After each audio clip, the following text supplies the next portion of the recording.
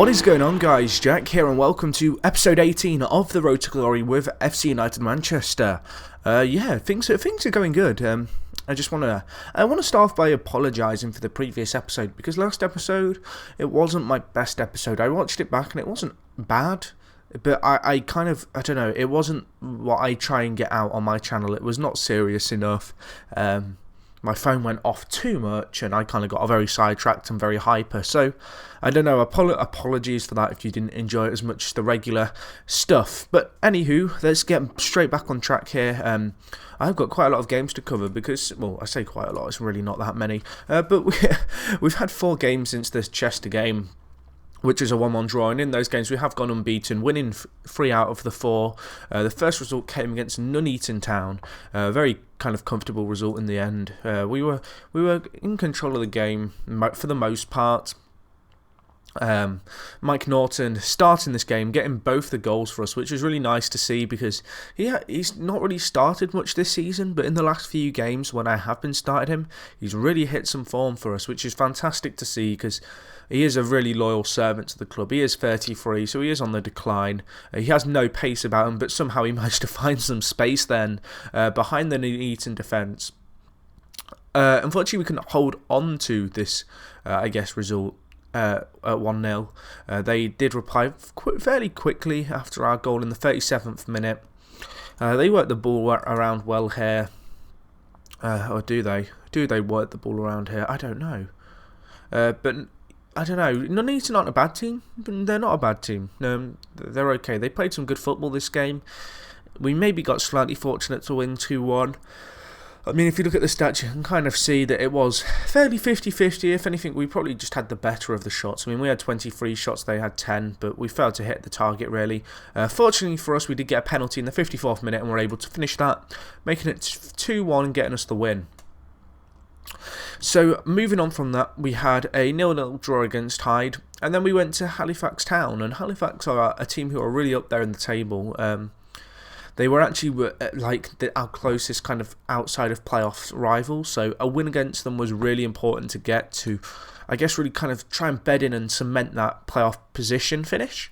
You'll see here we took the lead on all three occasions, really, and they kept getting a good goal back. But luckily for us, we did hold on for a 3-2 win. McNair got man of the match despite being substituted midway through the second half with a little knock. Decided to play it safe because at that time we were 3-1 up. But no, Norton playing a role there in the goal, getting the shot away. Keeper can only parry it. Kirby following up from the left-hand side. He's been a really good player this year. He wasn't cheap, but he's certainly he's put in performances that make me feel as if I made the right move in splashing some cash on him. But as I said, we took the lead and then they equalised. This was in the 38th minute, so they really did kind of reply fairly quickly to us, which was a little bit disheartening, I guess, to an extent. Luckily for us, we did get start, I guess, brightly in the second half. McNair getting on the score sheet, as you can see, had a knock at this point. Immediately substituted him off. I just didn't really want to risk him. He's a really integral part of the team, and I'm not going to play him through injury unnecessarily. We did in fact get another goal to make it 3-1 up. This time Reed, who had just come on for McNair, grabbing the goal. He's been really good this year, the 16-year-old lad from the midfield. You see here, playing a cheeky 1-2 with Norton, runs onto it, tidy first time finish. That was 3-1. They did score with about 10 minutes left of the game. However, by that point our team was, we were in the driving seat, and we always looked comfortable for our win despite conceding here. And we could have potentially had a nervy last few minutes, but the team played well, and we finished 3-2. The last result since the previous episode was against Histon. It was a good 2-0 home win. Pretty standard. Kirby and Norton both getting on the score sheet.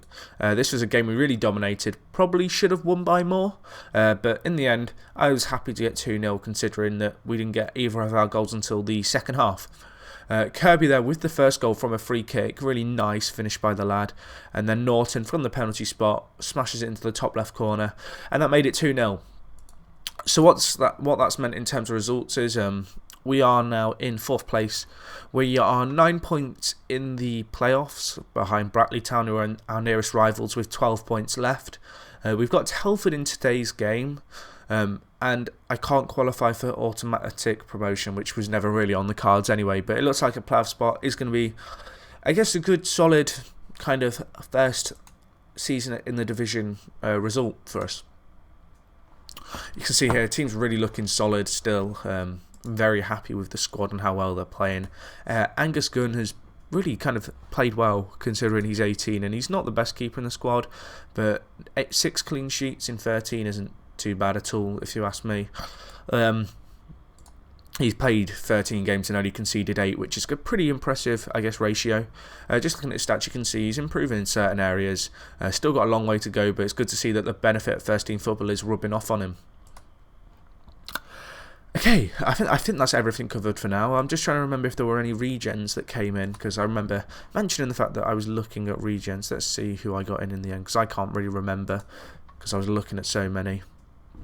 Okay, so I got 2 regens in, actually. I got Ollie Hooper, who is a 17-year-old advanced playmaker, kind of very technically gifted player. Probably never good enough to play in the first team, but he's not a bad player. He's like, he might have something about him. 18 flair, 12 technique, 8 first touch, 8 dribbling, 7 crossing. You know, there is some potential there. Unfortunately, he is 17. He has only just turned 17, but at the same time, I don't know. He'll be interesting to see how he develops. And then the last player I got was John Smith, who is a big target man. He's 16 years old. Hopefully going to loan him out, get him some first team football next year. Very optimistic about him. I'm actually going to make a change here. I'm going to take Joyce off for, I'll put Joyce on for Norton. You may remember I signed Joyce last season. He's been a really good player for us so far this year. He's had played 6 games for us in the league, but then he has played 16 games at other clubs because I have been trying to really loan him out and get him first team football. And so far this season, he's got 8 goals in 22 games, which isn't like a crazy ratio, but at the same time, I feel as if he deserves a chance in the first team, and although this is kind of a big game against Telford United, it's one that isn't going to make or break our season in terms of getting the playoff spots, I don't believe. So hopefully we can put in a good performance here. Really optimistic. Hopefully this goes well. So yeah, let's see how we get on here. I don't know how Telford are going to line up. Previous meeting between these two sides, Telford won 2-0. That was with us at home. I'm going to set up for counter this game. Pretty standard change. I've did it against Chester as well. I'm not actually going to change the formation this game just because, I don't know, I feel as if the team that we have can do a job as they're set up now with counter. Apparently we have enough quality to set, like, kind of see off Telford. That's one thing I have noticed is that the players that I've brought into the squad, and I have brought in a lot of players of late, there's very few faces who are like from the original FC United of Manchester that I took on 2 years ago. But the players I've brought in are very good players for this league, and they've also got the potential to kind of advance with the club for at least the next 2 or 3 years, which is nice to see. Ideally, I'd like to be in League 2 in 3 seasons' time. So that would require 1 season where we don't go up and then back-to-back promotions. I kind of feel like that's a realistic kind of thing to aim for. We've got players who, like Evans and King at the back, who can easily, form a partnership there. Really hoping they can kind of forge it and play well. Two guys who are absolutely crazy, really, in the grand scheme of things. But we need to defend well here. Ball's coming too easily there. Gunn is going to parry it there, and Lindsay is able to get the ball out wide for a corner. I don't know, sometimes I seem to be able to defend set pieces really well, and then there'll be other times where it's just like watching a team of donkeys try and defend with my teams. So apparently we're just failing too many simple passes this half. There wasn't really that many chances, so I'm going to switch to control.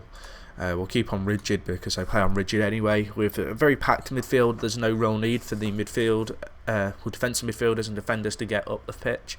And so by playing on rigid, it just kind of reduces the chance of the wing-backs, I guess, getting tempted to just bomb it up the wings and try and give some support.